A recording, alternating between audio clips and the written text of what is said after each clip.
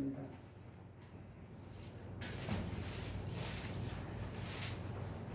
사도행전 20장 28절에 있는 말씀 한 절이니까요. 같이 한번 읽도록 하겠습니다. 자, 같이 읽겠습니다. 여러분은 자기를 위하여 또는 온 양떼를 위하여 삼가라. 성경이 그들 가운데 여러분을 감독자로 삼고 하나님이 자기 피로 사신 그 일을 보살피게 하셨느니라. 고맙습니다. 이 본문을 가지고 목사인가 장로인가라는 질문에 말씀을 나누려고 합니다. 사실 우리 모임에서는 거의 목사 엄청 쓰지 않고 장로 엄청 쓰고 있는데 어느 게 더 성경적인 것인가를 함께 살펴보려고 합니다. 예전에 한번 언급한 적이 있었지만 아주 오래전입니다. 제가 모임을 시작하고 그때 학생들이 많이 모였었는데 한 학생 형제가 중3인가 고1 때로 기억되어집니다. 학교에 가서 이제 다른 교회 다니는 친구들과 뭐 니네 교회는 어떠니 우리 교회 어떠니 뭐 이렇게 서로 얘기하다가 이제 우리 자기 지금 이 교회이자 했으면 니네 교회는 어떤 교회니 했더니 이 형제 했던 말이 우리 교회는 목사가 없는 교회야 이렇게 말했다고 합니다. 갑자기 아이들이 쌓여져 버린 것이죠. 뭐지 이게? 사실 물론 그때도 교육관 설명을 했었죠. 근데 그걸 다 이해하고 설명해 준 게 아니라 단순하게 우리 교회 목사가 없는 교회야. 전도사도 없어. 형제들만 있어. 이렇게 되어지니까 그 친구들이 니네들이 이상한 교회 아니야? 이렇게 이제 되어지고 이 여친과 저한테 와서 이제 그런 일이 있었다라고 얘기한 적이 있었습니다. 그래서 말하기를 목사나 호칭은 쓰지 않고 있지만 목사가 없는 것은 아니다 라고 언급한 적이 있습니다. 좀 의견을 나눈 적이 있었는데 지금 목사란 단어가 성경에 딱 한 군데 나와 있습니다. 어딘가 하면은 에베소서 4장 11절입니다. 우리 뭐 성경 좀 찾아보면서 왜냐하면 성경에 있는 내용도 언급해야 되니까 좀 살펴보려고 합니다. 에베소서 4장 11절 아마 여러분이 잘 아시는 구절이라고 여겨집니다. 여기에 보게 되어지면 그가 어떤 사람은 사도로 어떤 사람은 선지자로 어떤 사람은 복음 전하는 자로 어떤 사람은 목사와 교사로 삼으셨으니 이렇게 되어 있습니다. 여기에 목사란 단어가 언급되어 있습니다. 근데 이 단어가 헬라어로 보게 되어지면 포이멘이라는 단어입니다. 포이멘 단어인데 영어로 번역된 걸 보게 되어지면 킹제임스와 NIV를 보게 되어지면 이 단어를 패스터로 번역된 것을 보게 되어집니다. 영어로 번역은 그렇게 되어 있습니다. 자, 그런데 우리가 어떤 단어를 꼽았을 때 이 단어가 제가 포이멘이라고 말씀을 드렸습니다. 그 단어의 의미는 목자라는 의미예요. 그럼 다른 성경에서는 그 포이멘이라는 단어를 어떻게 번역하고 있는 것인가 살펴보기 원합니다. 먼저 누가복음 2장을 보게 되어지면 우리가 잘 알고 있죠. 예수님 탄생이 있을 때 2장 8절을 보게 되어지면 누가복음 2장 8절입니다. 그 지역의 목자들이 밤에 밖에서 자기 양떼를 지키던 일이 있습니다. 그 지역의 목자들이 했을 때 이 목자라는 단어가 헬라어로 포이멘이라는 단어입니다. 영어로는 킹제임스나 NIV 똑같이 셰퍼드로 번역되어 있습니다. 또 한 군데를 보게 되어지면 요한복음 10장입니다. 우리가 잘 알고 있죠. 나는 선한 목자라고 지금 말씀하셨을 때 요한복음 10장을 보게 되면 10장 10몇 절을 보게 되어지면 나는 선한 목자라. 선한 목자인 양들을 위하여 목숨을 버리고자 했을 때 여기 쓰여진 단어도 헬라어로 포이멘입니다. 그리고 똑같이 킹제임스나 NIV는 셰퍼드로 번역되어 있습니다. 한 군데만 더 보게 되어지면 베드로전서입니다. 사도 요한도 이 단어 포함했었지만 사도 베드로를 보게 되어지면 베드로전서 5장 4절입니다. 여기에 보게 되어지면 그리하면 목자장이 나타나실 때 영어 성경을 보게 되면 셰퍼드로 되어 있습니다. NIV나 킹제임스 똑같이 되어 있어요. 자, 똑같이 헬라 포이메라는 단어를 에베소서 4장 11절에서는 패스터로 번역했지만 다른 세 군데 성경은 똑같이 셰퍼드로 번역된 것을 보게 되어집니다. 그 어떤 단어가 합당한 단어일까요? 왜 에베소서 4장 11절만 다른 단어를 썼을까요? 물론 이 패스한 단어의 의미, 영어로 보게 될 때 목자라는 의미도 갖고 있습니다. 그러나 그것보다는 성직자로서의 목사라는 의미를 더 강하게 부여하고 있는 것이 일반적인 용도예요.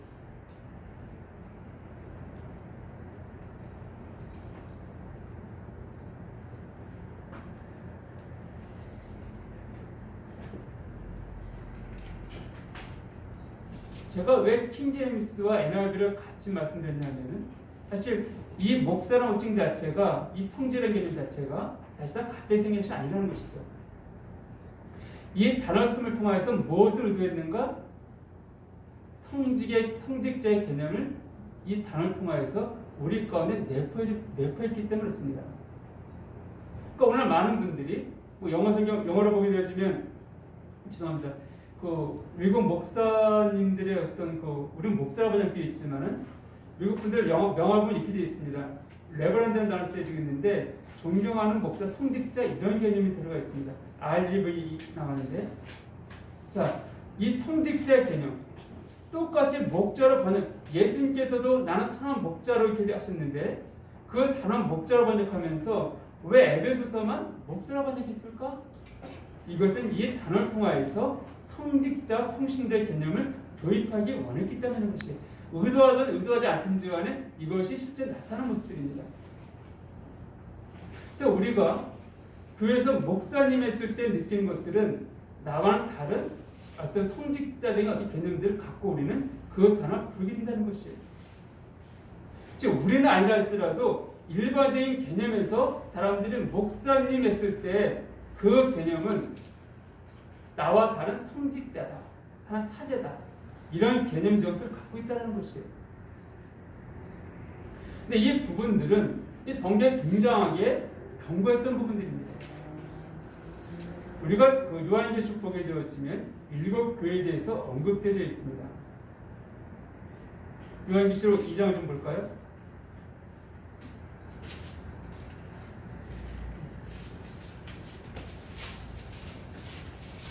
이 요한계시록에 나오는 7교회는 그 시대에 있는 존재했던 교회의 모습을 우리에게 언급하고도 있지만 우리가 믿기는 앞으로 되어질 일에 대한 앞으로 시대별로 교회가 어떻게 변화될 것인가에 대해서 우리 예언적으로 보여진 교회 모습으로 일단 믿고 있습니다. 그래서 에베소 교회는 AD 100년까지의 교회, 그러니까 딱 100년 딱 자른 것은 아니지만은 그때까지 교회를 우리가 지청한다면 교회사를 봤을 때, 그다음에 버가모 서머나 교회는 AD 100년서부터 종교가 기독교가 국교가 될 때까지 300년이죠. 313년에 기독교가 국교가 되어졌는데 그때까지 기간을 말하고 있고 버가모 교회는 300년서부터 500년까지 그리고 두아드라 교회는 500년서부터 천주교가 이제 교황제가 성립되어져 하면서부터 지금까지 존재하고 있죠. 그리고 사대 교회는 종교개혁 이후 1917년도에 종교개혁이 있었는데 그 종교개혁 이후의 교회 모습들이고 빌라델피아 교회는 18세기와 19세기 한참 성교 부흥이라고 기독교가 막 번창하던 시기였습니다. 그리고 마지막 라오디게아 교회는 지금 이 시대에 존재하는 교회들로 언급하고 있습니다. 그렇게 우리는 믿고 있다는 것이죠. 자, 이렇게 놓고 봤을 때 에베소 교회 보게 되어지면 이런 말씀이 있습니다. 2장 6절을 보면 요한계시록 오직 네게 이것이 있으니 네가 니골라당의 행위를 미워하는도다. 나도 이것을 미워하느라 되어 있습니다. 여기 니골라가 사람이라는 거 보신 분들도 있지만은 이 니골라 이름의 뜻이 있습니다. 니콜과 라오스의 합성어가 니콜라예요. 니콜은 어떤 뜻인가? 여기서 뭐뭐 위에 있다는 뜻을 갖고 있습니다. 라오스는 평민. 다시 말씀드리면 이 니콜라는 이 단어의 의미를 합성하게 되어지면 니콜과 라오스 합성하게 되어지면 평민 위에 있는 사람, 평신도 위에 있는 사람, 즉 성직자적인 개념을 내포했다는 것이에요. 니골라당의 행위가 미워한다 되어 있는데 초대교회 교부들의 글들을 보게 되었지만 일부 교부들 가운데에서 이런 성직자적인 개념들을 강조하신 분들을 보게 되었습니다. 근데 그분들 사람들이 굉장히 거룩 훌륭하신 분들이에요. 그럼에도 불구하고 이 초대 교부라고 말씀드린 것은 사도의 직접적인 제자들을 말하고 있습니다. 그러니까 사도 요한이나 사도 베드로라든지 이런 분들이 복음을 전했을 때 처음 믿고 그 위에 지도자법을 세우신 분들, 이분들이 이제 초대교회 교부라고 보통 교부라고 부르고 있는데, 이그나티우스라는 분이 쓴 그 서신이 있습니다. 이분이 이제 그 로마에 잡혀갖고 순교하러 가시는 거예요. 이제 로마에 가서 마지막에 짐승에 밥이 드셨는데 그 순교하러 가시면서 쓴 편지가 있습니다. 네 통의 편지가 있는데 그제 에베소교에 보낸 편지를 보게 되어지면 이 이그나티우스는 안디옥 교회의 그 지도자였습니다. 성경에 안디옥 교회 나와 있죠. 그리고 사도 요한의 제자라 말씀하고 있고, 어떤 분들은 예수님께서 복음서에 보게 되어지면은 그 어린아이를 안으시고서 이 아이와 같지 않고선 천국에 들어갈 수 없다 했을 때 그 사람이 이그나티우스다라고 전설로 그렇게 내려오고 있습니다. 어쨌든 그래, 이그나티우스가 정말 순교하러 가면서 그 많은 그때 당시에 믿는 사람들이 그를 그 죽음의 자에서 빼려고 막 애썼습니다. 뭐 돈을 뇌물을 줘서 빼낼까 막 했을 때 그렇게 하지 말라고. 나는 순교를 통해서 내 믿음을 증명하기 원한다. 하나님에 대한 내 사랑을 증명하기 원한다라고 하시면서 우리의 짐승의 밥이 되어져 갖고 사람들이 정말 너희들 수고할 것이 없이 짐승에게 완전히 내가 먹히지 원한다. 깨끗하게 흔적도 없이. 그러나 부활의 아침에 해가 떠오르는 것들처럼 난 찬란하게 다시 살아날 것이다. 이런 부활의 소망을 갖고서 그분이 순교하셨는데 이런 편지를 썼습니다. 에베소 교회에 보낸 편지 가운데 보면은 너희가 감독들이 세워져 있는데 그 감독들에 순종해라. 감독에게 순종하는 것은 곧 주님에게 순종하는 것이다. 절대적으로 그의 말을 따르고 그의 마음을 어렵게 하지 마라. 이런 표현을 썼습니다. 그리고 또 다른 마그네시아라는 그 교회에 보낸 편지를 보게 되어지면 거기에는 감독이 어리다라고 무시하거나 업신여기지 말고 그를 존중하고 따라줘라. 그를 섬겨라. 이런 표현 글들을 쓴 것을 보게 되어집니다. 자, 감독의 말에 따르고 순종하라. 굉장히 그 위치를 강조하고 높인 것을 보게 되어져요. 우리가 그 이면 속에서는 이제 초대교회 가운데 성경을 그어도 알고 있지만 이단들이 나타나기 시작했고 막 우리 요한 서신 같은 거 나타나죠. 뭐 이단들이 있으니까는 그걸 반론을 썼던 것이 요한 서신이기도 하고, 이런 이단들이 계속 교회에 들어오고 거짓된 가르침이 들어오게 되어지니까 그것을 방지하기 위해서, 그것을 막아서기 위해서 감독의 권위를, 교회 일꾼들자의 그 권위를 더 세워주기 위해서 아마 표현한 것이 여겨집니다. 나는 죽으니까 이제는 내가 할 수 없으니까는 남아있는 사람들한테 교회가 어때 그를 중심으로 마음을 모으고 따라야 될, 그런 염려성들과 그런 것들 통해서 표현한 것이 여겨집니다. 어쨌든 간에 이 당시 이런 모습이 있었습니다. 또 클레멘트라는 교부가 있습니다. 이분은 이런 표현을 썼어요. 그래도 사죄를 한다면은 우리가 주님의 순결 상장에서 하얀 옷을 입어야 된다. 이런 표현을 썼습니다. 이 성지제 가운이지 않습니까? 지금 우리가 가운을 보고 있는데 가운이라 말하지는 않지만 그래도 자기를 지키고 주님 다른 사람들 앞에서 내 순결함을 나타내기 위해서 하얀 옷을 입을 것을 입어야 된다라고 얘기한 것들을 그의 글쓰기에서 볼 수가 있습니다. 그러니까 이렇게 에베소 교회 이 처음 요한계시록에 나와 있는 이 에베소 교회 보낸 서신, 우리가 생각하는 AD 100년까지의 그 교회 시대 가운데에서 이런 평신도와 성자 나누려는 개념들이 도입된 것을 우리가 볼 수가 있습니다. 그러나 감사하게도 에베소 교회 가운데는 행위가 있지만 너의 것을 미워한다라고 되어 있습니다. 실제로 AD 4세기경에 보게 되어지면 어느 이름이 기억 안 나는데 교황의 어떤 그 제도가 이제 성립되는 그런 과정 속에서 그러한 가운이라든지 이런 것들을 강하게 거부하는 그런 일들이 있었습니다. 그럼 어쨌든 간에 우리가 알고 있기는 AD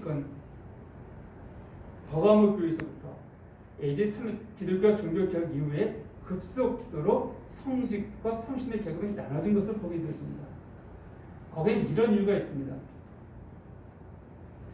자, 사람들이 어제까지는 예수를 믿게 되어지면은 고문을 당하고 죽임을 당했습니다. 근데 하루아침에 이제 예수를 안 믿으면 오히려 그 반대가 되었어요. 왜 기독교가 국가가 되었습니까? 그러니까 다 교회로 이제 와야 됩니다. 몰려들게 되었어요. 그러다 보니까는 전에는 교회를 영접되기 위해서는 그의 신앙을 철저하게 살펴보고 난 다음에 교회로 받아들여졌습니다. 저희 같은 경우도 뭐 어떤 사람 구원받을 때 있을 때 구원관지 2중 3중 체크해 보기도 하고 전적으로 간증도 시키고 이래서 영접하겠죠. 이렇게 해서 정말 진실된 사람들만 교회에 받아들였던 것이 하루아침에 이제 교회를 다 와야 되는 거야 사람들이요. 안 오면 큰일 나죠. 교회인데. 그러니까 오는 사람들을 감당할 수가 없습니다. 그들을 품어야 돼요. 누가 어떻게 감당하겠어요 갑자기. 그러다 보니까는 급하게 사람들을 몇 명 뽑아서 그 교육을 시킵니다. 이게 신학교들의 시출하는 부분이에요. 교육을 시키고 그들을 세웠습니다. 근데 세웠는데 권위가 없어 보이잖아요 조금은. 어쨌든 간에. 그리고 다른 그 교단이 아니라 다른 종교 믿던 사람들이 들어왔을 때 야 우리가 믿던 종교에서는 사절한다면 복장도 화려하고 뭐 이랬었는데 여기 보니까 옷도 안 입고 그냥 우리가 똑같은 옷을 입고 별 볼 일 없는 사람들이네? 이런 불평이 나오니까는 뭔가 좀 그들의 마음도 만족시켜줘야 될 것 같고 또 권위도 좀 있는 것 같고 이래서 성직자의 가운 제도가 이때부터 점차 이제 뭐랄까요 보편화되기 시작했던 것들을 교회에서 펴나올 수가 있습니다. 그리고 급제에서 신학을 공부해서 그들을 일꾼 세우는 것이에요. 그러니까 이 사람들이 구원 여부 이것들이 확인되지도 않고 잘하지도 않은 상태에서 일꾼을 맡다 보니까 우리가 그야말로 어려울 수밖에 없는 것이죠. 그래서 어떻게 끌고 나가야 되는가? 나는 성직자, 너는 품신자, 너는 내 말을 들어야 돼, 따라와야 돼. 이런 개념 속에 끌고 가게 되는 것이죠. 이것이 이제 바로 부하들의 교회 상징되어지는 그 300년 이후에 500년 이후에 그의 모습들이었습니다. 자, 이것이 이런 불안한 제도를 쭉 보면서 이제 종교 개혁이 이루어지게 되었습니다. 카톨릭의 그 무능과 부패를 보면서 물론 저희가 보는 교회사에 약간 다른 차원이 있죠. 우리의 뿌리는 다르다 있다 말했지만 그때 일반적인 교회사를 보게 되었지만 종교 개혁이 이루어졌습니다. 마틴 루터에 의해서 그것을 성경을 보게 되면 사대 교회로 표현하고 있습니다. 그 시대를 제가 아까 말씀드렸죠. 사대 교회에 대해서 지금 뭐라고 말씀하셨냐면 너희가 살았다 하는 시점 죽은 자다 이렇게 말씀하십니다. 무슨 말인가? 우리는 이제 종교개혁을 했어. 카톨릭이 잘못된 것을 우리는 고쳤어. 곧 나온 자들이야 우리는. 우리는 이제 새롭게 하나님의 말씀대로 모이고 있고 믿기 원하는 사람들이야. 라고 말하고 있지만 하나님 보시기에는 너희가 그렇게 말을 하고 있지만 실제로는 별 볼일 없다면 똑같다는 거예요. 왜요? 그대의 모습을 그대로 따라하는 부분들이 있거든요. 성직제도가 그런 모습인 하나인 것을 그냥 알게 되었습니다.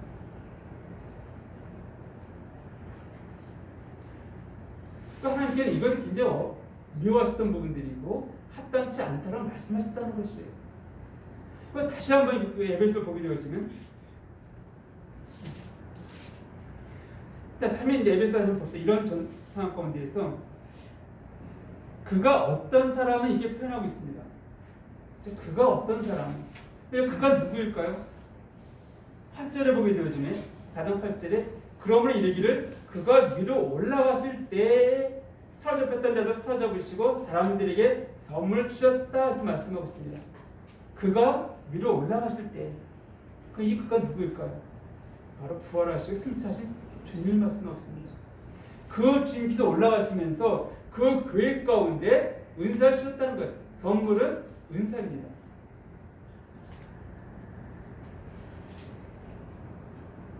이 선물이 그 선물로 번역된 단어가 다른 말로는 은사. 이게 번역된 같은 단어예요. 헬라어로다가. 그러니까 은사를 줬다는 것이에요. 우리가 이 은사에 대해서는 고린도전서 12장에도 언급되어 있고 로마서 14장에도 언급되어 있고 오늘 에베소도 언급되어 있는 것을 보게 되었습니다. 근데 은사는 내가 늙혀서 받는 게 아니라 하나님이 주시는 거예요. 오늘 언급되어진 이 것들, 그거 어떤 사람은 사도로, 어떤 사람은 선지자로, 어떤 사람은 복음 전환자로, 어떤 사람은 목사, 교사 삼으셨다 했을 때 누가 했습니까? 하나님이 하셨다는 것이에요. 예수님께서 이렇게 하셨다는 것입니다. 은사로 교회 성도를 온전하게 하고 봉사를 하게 하시기 위해서 그런 은사를 교회 가운데 몇몇 사람이 주셨다라고 말씀하는 것입니다. 그러니까 이 목사라는 용어 자체가 합당치 않고 더더구나 이것은 은사의 한 부분들이지 결코 직분이나 신분이 될 수는 없다라는 것을 성경은 말씀하고 있습니다.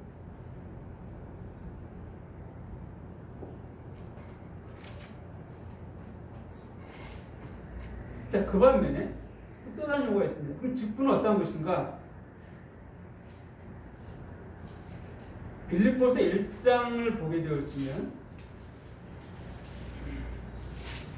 1장 1절에 이렇게 되어 있습니다. 그리스도 예수의 종 바울과 디모데는 그리스도 예수 안에서 빌립보에 사는 모든 성도와 또한 감독들과 집사들에게 편지하는 게 되어 있습니다. 여기 보게 되어지면 모든 성도와 감독과 집사라고 언급된 것을 보게 되어집니다. 즉 교회관 누가 있다고요? 감독과 집사가 있다는 것이에요. 이런 감독에 대해서 디모데전서 3장에 보게 되어지면 누가 감독이 되어야 되는지 언급한 것을 볼 수가 있습니다. 디모데전서 3장 한번 볼까요? 3장 1절에 보게 되었지만 미쁘다 이 말이요 곧 사람이 감독의 직분을 얻으려 하면 선한 일을 사모하는 것이라 함이로다. 그러면서 감독은 창망할 것이 없으며 쭉 언급되어 있습니다. 뒤에는 집사에 대한 것들도 언급된 것을 보게 되었습니다. 그 디도서에도 이 감독을 자기에서 언급한 것을 우리가 볼 수가 있습니다. 디도서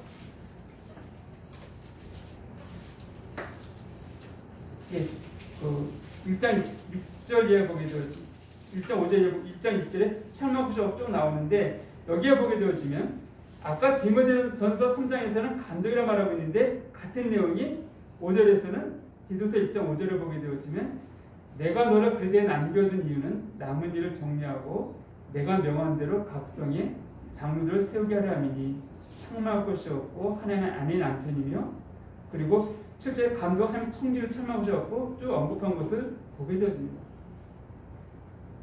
장로와 감독이 같이 언급되어 있는데 어쨌든 이들은 세워질 것을 말하고 있는 것이에요. 누구에 의해서요? 사람에서 세워져 있습니다.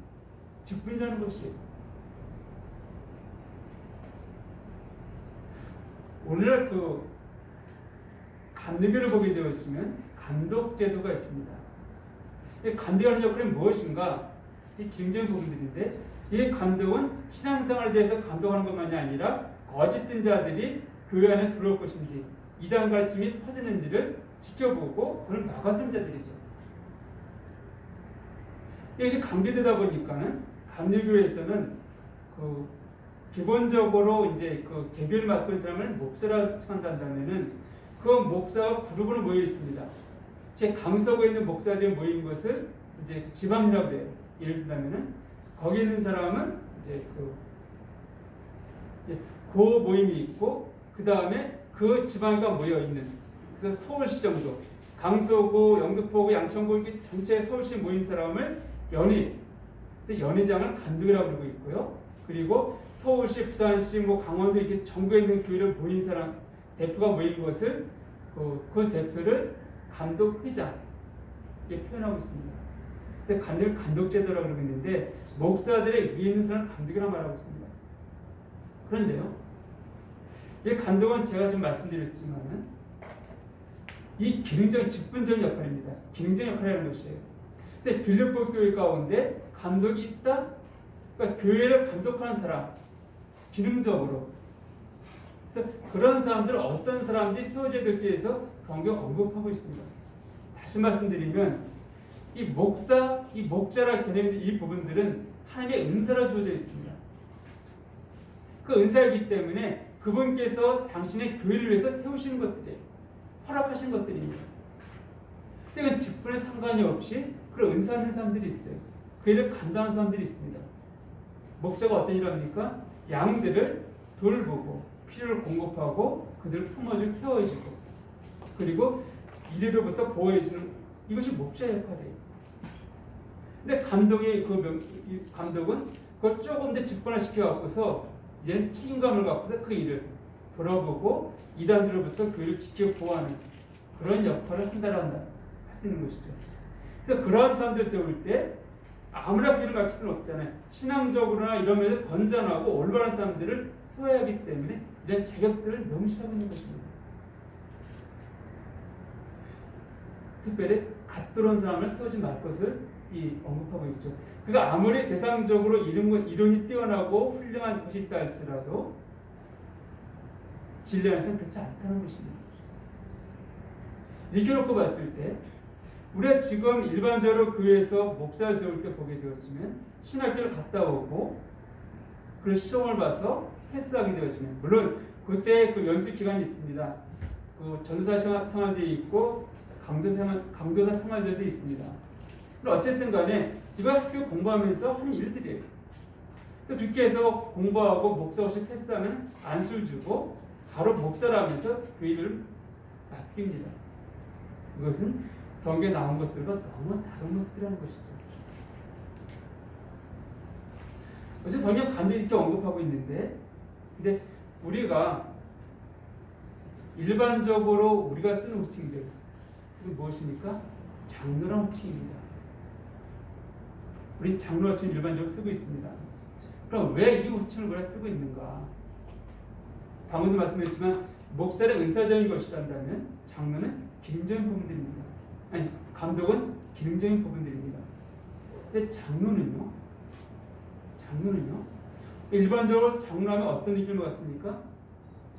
젊은 사람이 아니라 그래도 뭔가 좀 이렇게 연륜도 있고 인품도 있고 좀 뭔가 존경할 만한 우리가 그런 분을 떠오르게 되어집니다.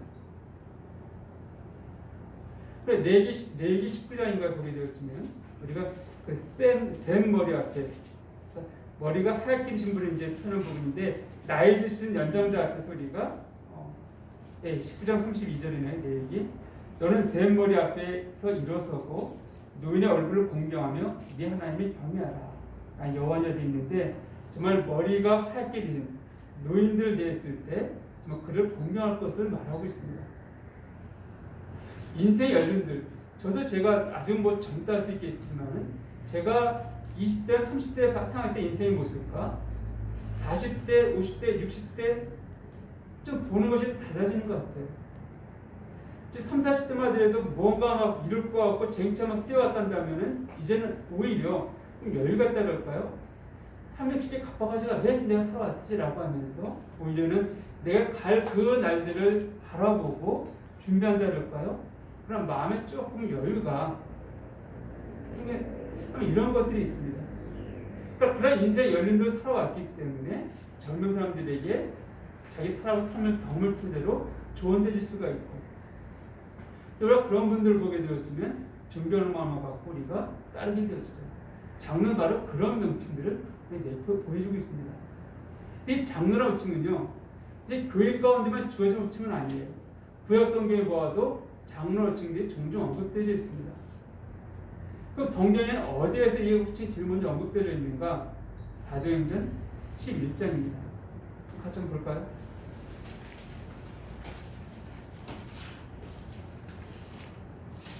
사도행전 11장 30절을 보게 되었지만 이를 실행하여 바나바와 사울의 손으로 장로들에게 보내니 길이 있습니다. 이게 무슨 말인가 하면은 28절을 보게 되었지만 아가보라는 사람이 와서 말하기를 이 선지자인데 천에 큰 흉년이 든다라고 예언을 했습니다. 그리고 글라우디오 때께 되어졌단 말이에요. 형제들이, 이 안디옥교회 형제들이 그런 소식을 듣고 예루살렘에 있는 정말 그 성도들 생각하면서 그들이 큰 어려움 가운데 처했구나 이 사실을 알게 되어져서 그들에게 부조금을 보내주는 거예요. 근데 누구한테 보냈냐면 장로들에게 보냈다 이렇게 언급하고 있습니다. 그러니까 예루살렘 교회 가운데 장로들이 세워졌다는 것이에요. 그들을 감독이라 표현하지 않고 장로라고 표현한 것을 볼 수가 있습니다. 14장에 보게 되어지면 4장전입니다. 14장 23절을 보게 되어지면 각 교회에서 장로들을 택하여 금식 기도하며 그들이 믿는 주께 그들을 위탁하고 되어 있습니다. 각 교회에서 장로들을 택하여 금식 기도하며 여기서도 성경은 장로라고 표현한 것을 보게 되었습니다. 그러니까 이미 이 당시에 교회가 생긴 지 얼마 안 됐음에도 불구하고 이미 이 당시에 교회 가운데 앞선자를 세우기 시작했는데 그를 누구라 표현했는가 하면 일반적인 호칭은 장로라고 호칭했던 것을 보게 되었습니다.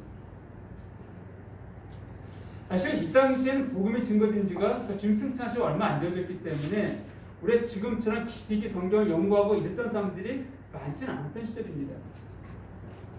그러니까 그럼에도 불구하고 장로를 썼다는 것은 그 중에서 그래도 구약 성경부터 뭐 좀 공부하고 이런 나이가 좀 있으신 정말 이제 좀 출면해서 나이가 있으시고 좀 그 모임 사람들 가운데 인정받으시는 존경받는 그런 분들을 모임에 세웠다라고 얘기할 수 있는 것들이죠.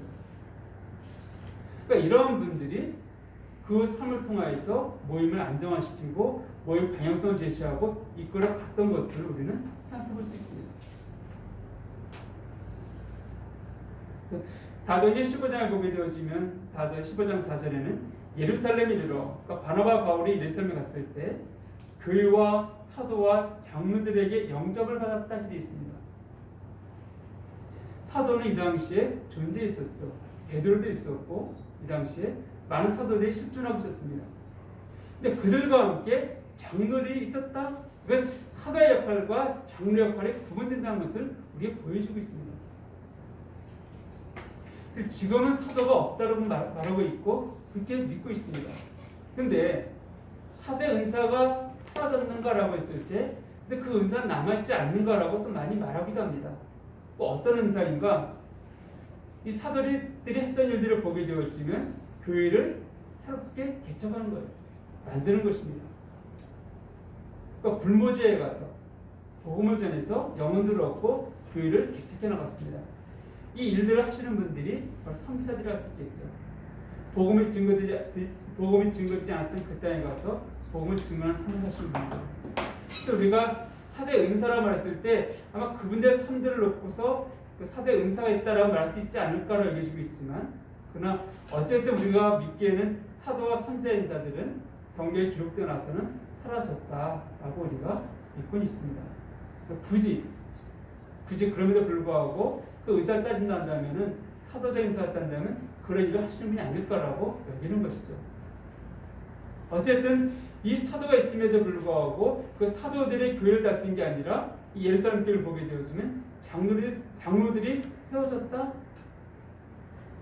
각 교회에 장로들이 세워진 것을 알 수가 있습니다.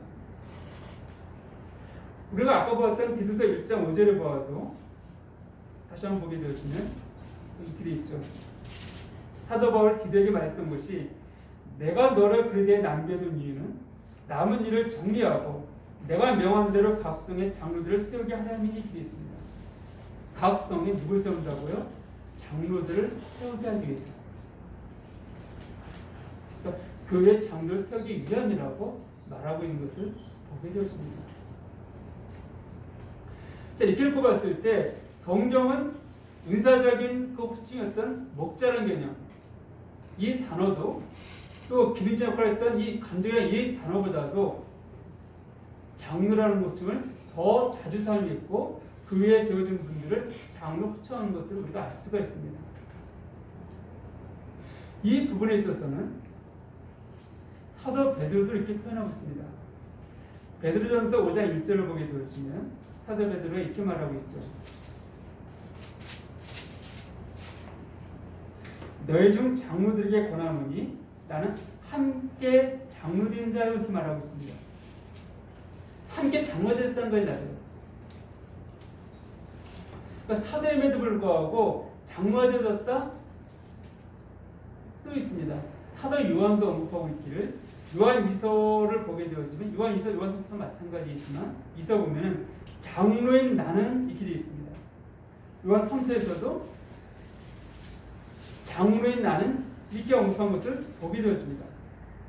그러니까 사도 요한도 잘 사도를 표현하지 아니하고 이 요한서신에서는 장로라고 자기를 표현한 것을 보게 되어집니다.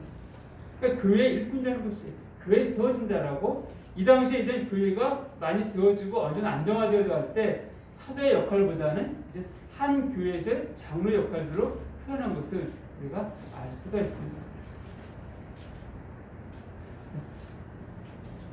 그런데요, 우리가 장로가 장로가 진짜 합당하구나 라고 하면서 또 한 가지 있습니다. 우리 모임이 추구하는 것은 이른 살자가 아니죠. 사실 장로교에서는 복수 장로제도라고 해서 장로 말하고 있지만은 언제나 말씀드렸지만 목사나 호칭을 원래 강도 장로로 이렇게 되어 있습니다. 장로교 헌법을 보게 되었지만 7위 장로와 강도 장로는 말씀을 전하는 장로, 7위 장로는 다스린다는 개념이에요. 근데 그 강도 장로를 목사로 붙여놓는 것인데 침례교에서는 아예 필요 없습니다. 침례교에서는 목사를 미니스터라고 표현하고 있는데 페스터라고 표현하지 않고 그냥 이른 사역자인 것이죠. 물론 지금은 침례교에서 장로를 세우는 교회들이 있지만 원래 침례교 헌법에서는 장로가 없습니다. 사자, 미니스터라는 뜻은 사자라는 뜻을 갖고 있는데 일꾼의 뜻도 있고요. 하나님의 일꾼은 목사이다. 그래서 거기에는 장로가 아니라 안수 집사라는 제도를 두고 있습니다. 성경을 보게 되어지면 이 장로 표현했을 때 아까 빌립보서 1장에서도 감독이라지 않고 감독들과 이렇게 되어 있습니다. 그리고 야고보서 5장에 보아도 너희 중 아픈 자가 있으면 어떻게 하라고 되어 있냐면 이렇게 되어 있죠. 우리가 잘 알고 있지만은 야고보서 5장 14절 보게 되어지면 너희 중에 병든 자가 있느냐 그는 그의 장로들을 청할 것이게 되어 있습니다. 장로들을 청하라는 것이에요. 즉 1인 사역이 아니고 복수 사역으로 언급된 것을 보게 되었습니다. 그래서 우리가 1인 사역을 지향하고 있고 교회를 최소한 2명에서 장을 세우는 것들을 우리가 하는 것이 그런 부분들이에요. 즉 우리가 연약한 모임에도 불구하고 두 번의 장로 있는 것도 그런 이유 중에 하나이고 참 그런 말미암아 엎드리게 하는 걸 교제하면서 그랬지만은 굉장히 제가 큰 도움을 받기도 합니다. 1인 사역이 되어지면은 사실 교제할 때 아무리 제가 형제라 할지라도 저의 어떤 부분을 말하기 좀 어려운 부분들이 있어요. 그러나 같은 위치에 있다면 조금 더 저희에 대해서 진솔한 얘기를 할 수 있다는 것이죠. 또 제가 어떤 잘못된 것을 하려고 했을 때 조금 더 강하게 그것을 막을 수 있는 것들도 있기도 하고 또 성경은 1인 사역이 아닌 함께한 사역들을 우리 가운데 언급하고 있는 것을 보게 되어집니다. 근데 그것을 교파교회 특히 장로교에서는 복수장제도라 말하면서 당비장 이런 제도를 통하여서 여전히 1인 사역을 갖고 가는 것을 보게 되어지는데 이거 합당치 않기 때문에 우리를 거부하는 것입니다. 자, 근데 마지막 결론적으로 근데 제가 본문을 사도행전 20장 28절 들었습니다. 한 번도 언급하지 않았어요. 왜 그랬을까요? 다시 한번 본문을 돌아가겠습니다. 20장 28절을 보게 되었지만 여기에 이 장로와 감독과 목자 세 가지가 다 함께 언급되어 있습니다. 그러니까 이것은 같은 사람을 지칭하는 것으로 우리가 볼 수 있는 말씀이 이 말씀이라는 것이에요. 물론 목사는 은사절명이기 때문에 따로 떼어놓을 수도 있겠지만 자 20장 17절을 보게 되었지만 바울이 밀레도에서 사람을 에베소로 보내어 누굴 청했다고요? 그의 장로를 청했다고 되어 있습니다. 그러니까 28절에서 여러분은 누굴 말하냐면 그의 장로를 말하는 것이에요. 그렇죠? 그러니까 그의 장로들한테 여러분은 자기를 위하여 또 온 양떼를 삼가라. 성의 그들 가운데 여러분을 뭐로 삼았다고요? 감독자. 감독을 삼으셨다는 것입니다. 그러니까 장로들한테 감독을 삼으셨다. 이렇게 말하는 것이에요. 그리고 하나님이 자기의 피에 사신 교회를 보살피게 하셨다. 돌보게 하셨다. 영어서는 셰퍼들이 되어 있는데 목자처럼 또 먹이셨다. 이 표현에서 보게 되어집니다. 즉, 이 목자와 감독과 장로는 세 불의 사람이 아니라